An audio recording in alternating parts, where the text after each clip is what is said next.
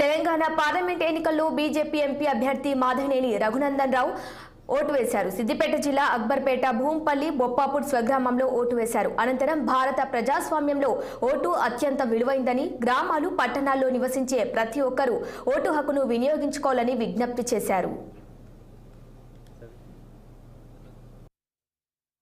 నా వైఫ్ నా అమ్మ నన్ను అందరితో కలిపి వచ్చి ఓటేసినాను.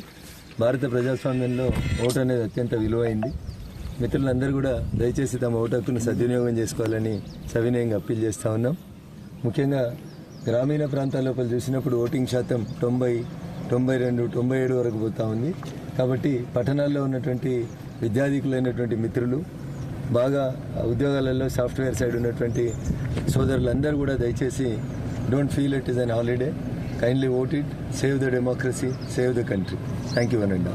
సో నా సొంత గ్రామంలో నా వైఫ్